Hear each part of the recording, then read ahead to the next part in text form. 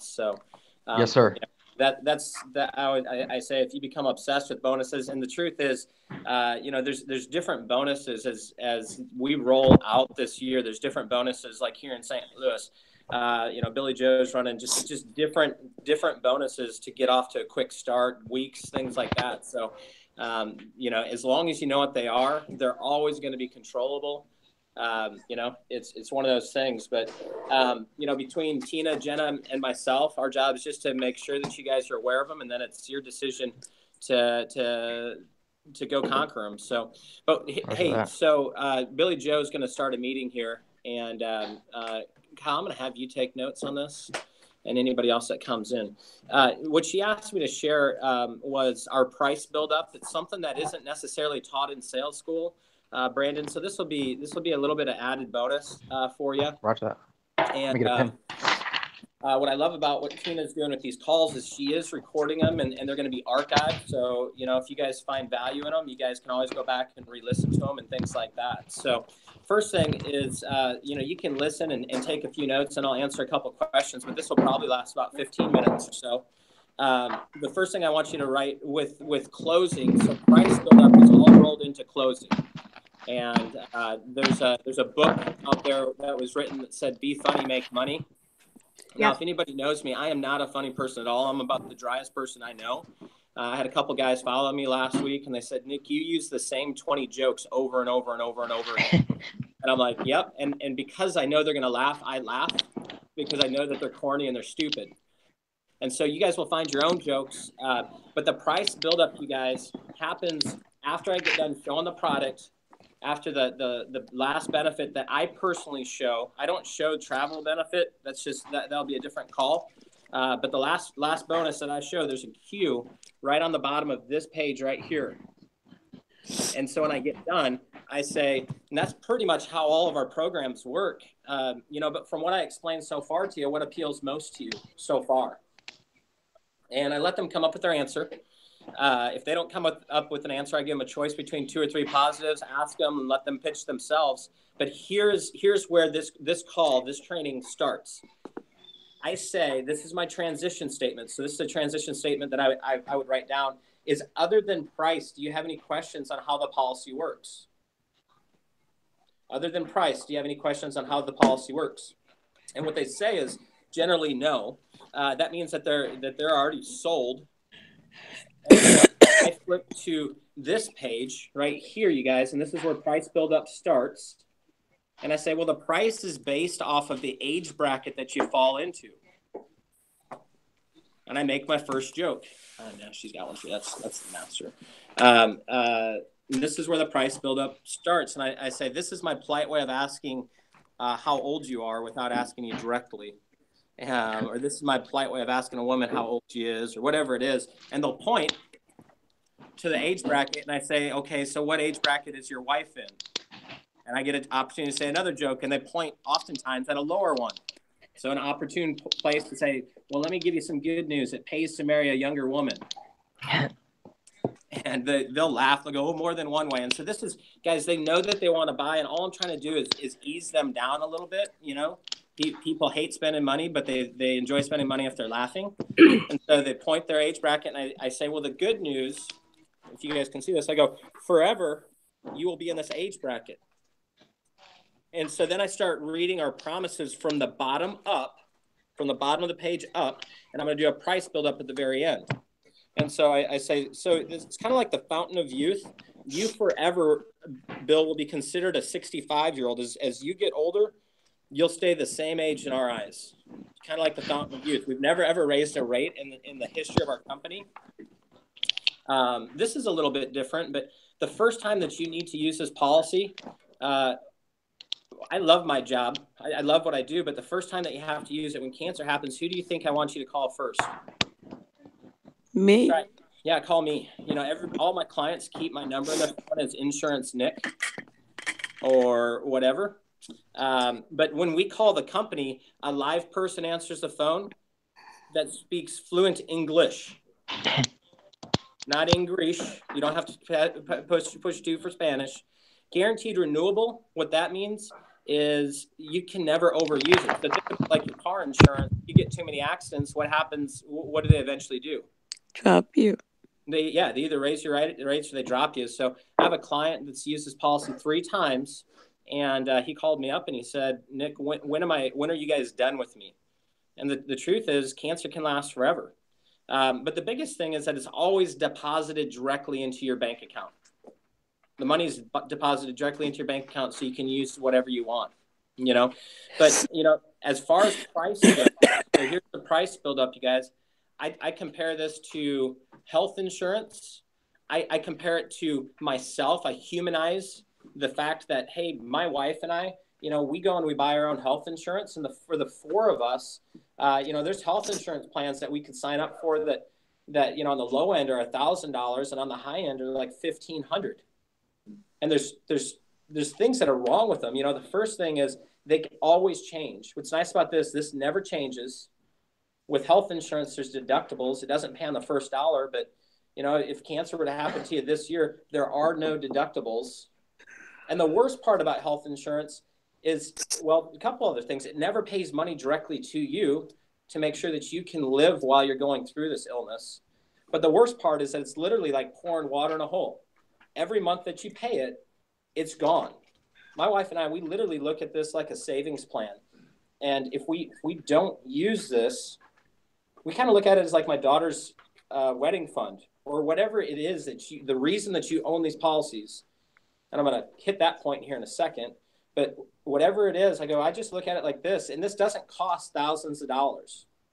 This doesn't cost thousands of dollars a month. Now, I remember sitting down with the president of the company, and he sat down with me and specifically said, in your price buildup, you have to build up to the point where you compare it to $1,000 because people in their mind really do think it is that way. I was sitting down with a person this past week, and we got done, and she just looked at me. Cindy looked at me, and she said, Nick, this sounds really expensive. And I said, I know it does. I know it does. But here's how the price works. I flip to this page.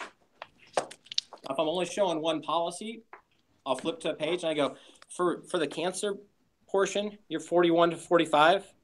For the entire family, it's actually less than $100. That's not bad, is it? And when I say that's not bad, is it? I'm looking down at the price and I'm pointing and I go, that's not bad, is it? And I'm waiting for them to go, no, it's not. Now, if I hear any sort of balk in their voice, if they're like, I had one person that said it's not, but man, we just, and I said, well, without even looking up, I said, that's the plan I was talking to you about, but there's other options. But I would say 95% of the time, the plan that you pick and the plan that you explain, they will say, no, that's not bad. And if you guys have questions on how to handle any sort of price objection at that point, I'll take questions. But here's the transition from price buildup to writing up an order. As I go, do you want me to show you how the return of premium works? So after I say, that's not bad, is it? And they go, no, it's not. If I say, do you want me to show you how the return of premium works? If they say, yeah, go ahead and do that, to me, that's created momentum that they've accepted the price, they like the product, and that whole sales process is happening. That makes sense? It's like they're giving me a green light. Yeah. And then all of a sudden, I'm on this page. Return of premium is super, super simple too. And that is price buildup. That's specifically price buildup because then I move into what I would call the phase of the close, which would be a completely different training, which I know we'll eventually get to. So, Tina, that's specifically what you asked me to share today was price buildup. Yep.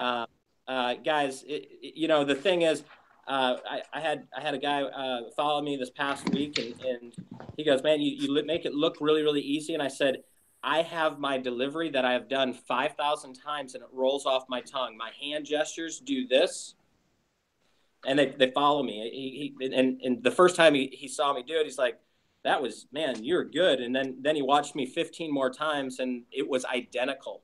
It's like a pitcher that knows how to throw strikes doesn't change his delivery ever because he knows what works.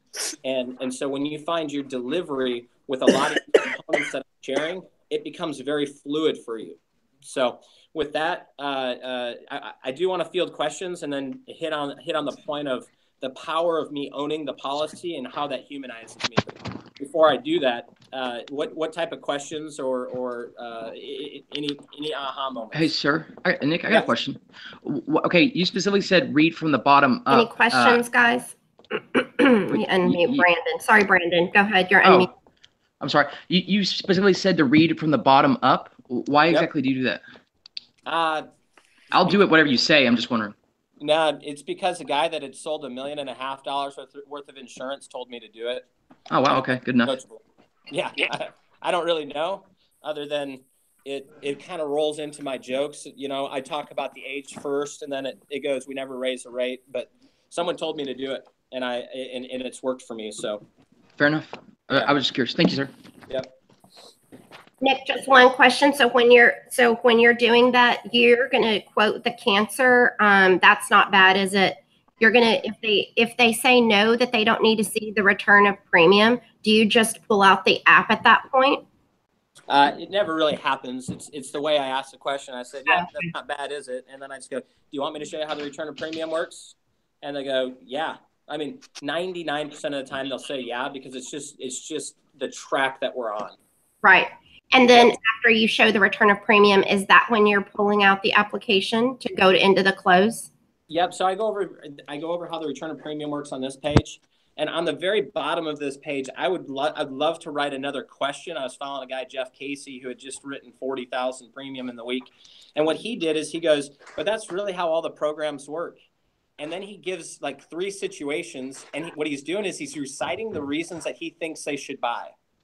And he goes, but, you know, I was sitting down with Terry Don, you know, and he signed up for this because he was talking about the large deductible plans that he has.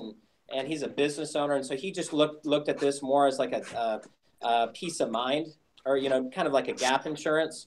You know, the Cunninghams, they signed up for this because they've had people go through this. You know, some people really just like the fact that they're not wasting money like they are with their car insurance or their other plans that they have. And you're not any of those families, but if you were to enroll in it, what would be the biggest reason for you, Tina?